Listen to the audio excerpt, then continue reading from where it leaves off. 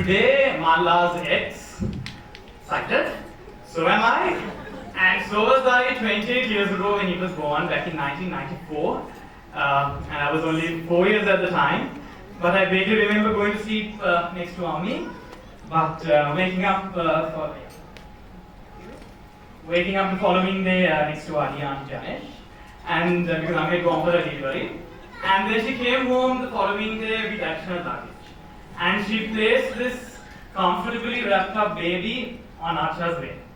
And for those of you who know my late grandmother Lala, her bed was not something anyone can fall on because it was small, it was full of edibles and non-edibles, and there was things for space anyone can just sleep on. So on that particular day, everything was shifted under the bed and then placed a very valuable object, this newborn baby, who was none other than the groom of his day. And I was given a brief moment to familiarize myself with this baby, and I remember going up to him and just placing my fingers on him. And as soon as I placed my fingers, he caught my pinky finger. And that was the first moment that I realized of sibling connection and something which grows strong to this very day, and something which I'm very proud of. Growing up together, of course, Malla and I became two very different individuals, as you can see. Nothing alike. And also in personality. But Malla turned out to be the normal one, luckily. And but of course, after I heard the speeches, I don't think so.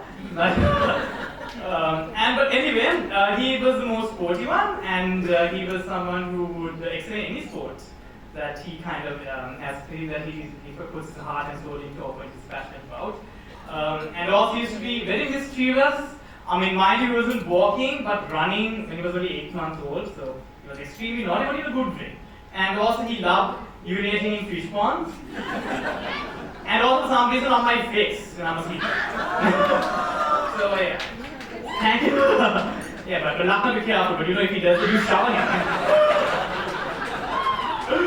Okay, but anyway, so, having said that, it would be cliche for me to say that my brother is the best brother in the world, because I mean, come on, who else can be the best brother in the world unless you're sibling? But however, for me, I mean, Malla is the only brother I have, so there's no one else that I can compare him with, so he becomes the best brother to me by default. So I mean, there's nothing to talk about that. But however, I would want to kind of mention some key personality traits of him, which I find very unique and very, very cool. For 28 years I lived under the same roof with him. Number one, of course, that he is an honest person, he's transparent. Be it family members, be it friends, or even be it his work colleagues, he's always treats them all alike. So I really admire that quality. Number two is committed, both in love and also in terms of, in terms of his work. He never shies away from work, and he's always committed and sees that his tasks are finished on time, so which is great. Third trait, of course, is very understanding. He's a person who has good listening skills. I mean, at home he doesn't talk too much, so he just listens to what we say, or maybe with earphones or whatever, but at least he does listen to you. Well, the fourth trait, of course, is something which he developed at a very young age, because most of our childhood was associated with the constant shifting of houses. So that particular sense of adaptability and flexibility is something which he has from a very young age, changing environments.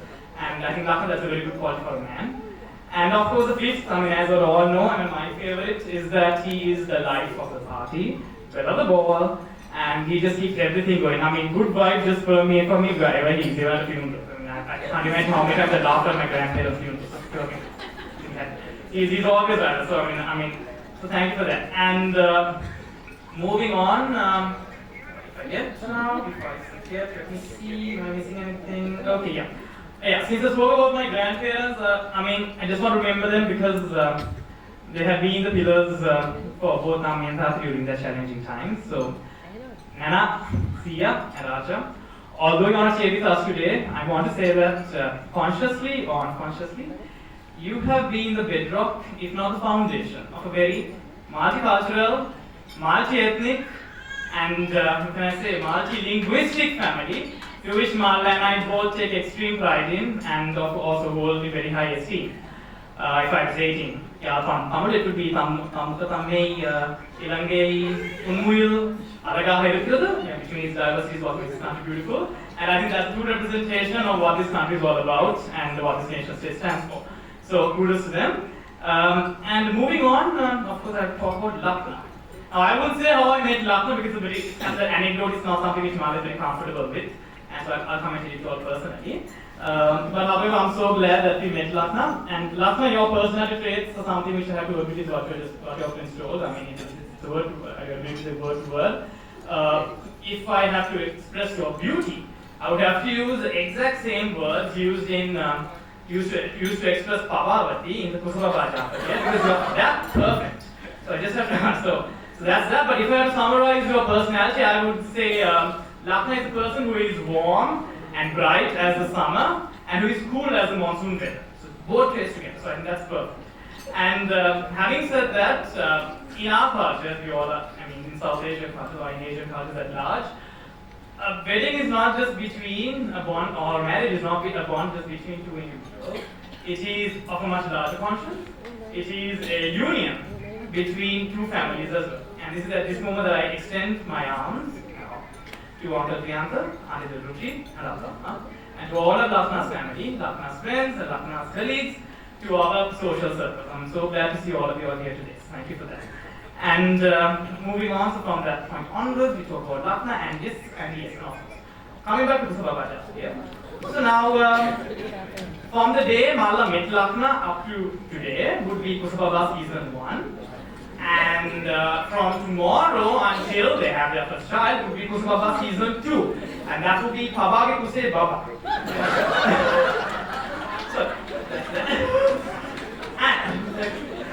So, I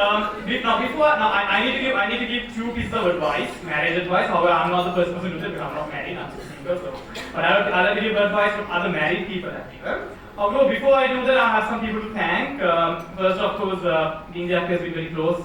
He associated me planning this event. Thank you very much. Monalaya, thank you very much for being with him and being his older brother figure.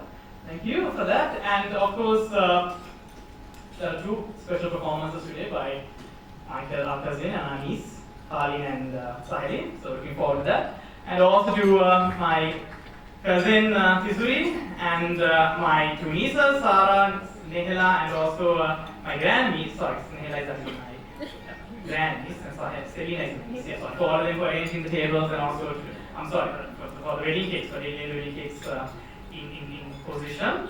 So that's that. And yes, I'm coming to the 2 quotes. So one quote will be something which is something used in rural Sri Lanka, because Malla and I have fond memories in Veligam and Ambalangola. However, those Veligam and Ambalangola is not rural anymore. And also in parts of the parallel mountains of Sabaragamu or the vast plains in the north central province in Movelas, and also in what can I say, in the Central Highlands. And that quote goes like this: "Vadapu yuvalak innone sakada malai babulu velai." Vadapu yuvalak innone sakada malai babulu velai. Now, what does that mean? Now, sakada malai. Now, in rural Sri Lanka, the kitchen is usually detached unit from the main house and is often built from clay.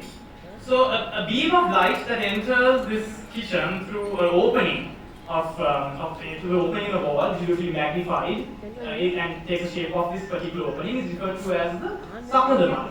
The Babalu weather, on the other hand, is the ray of light that follows and falls onto the floor as well. So in other words, you can't have a Sakadamala without a Babalu weather and a Babalu weather without a Sakadamala. So the basic understanding is that a married couple should always live together and that their existence depends on one another. In case you didn't understand that, I'll come and tell it to you all individually. Well, the second one, of course, is by an American poet and a writer, and that goes out of the room especially. That is, to keep the marriage brimming in the wedding cup. If you are wrong, admit it, but if you are right, just keep quiet. However, that was said in the 20th century and today we're in the 21st century, so that needs to be an update. So, to keep the marriage brimming in the bathtub or anywhere else where you want to make love, Malla, if you are wrong, you must admit it. But if you are right, just keep doing it. Okay. So then after that's it. So those are my 2 quotes. But if I can ask all of you all to kindly rise from your seats for a toast to this couple. Right. So Malla and Lakna, we all wish you, everyone here wishes you both a life, before that we wish you a marriage life with endless success, love, and joy, and moreover, a life blessed with perfect health and abundance wealth together. Thank you very much. Cheers. Cheers. Thank you.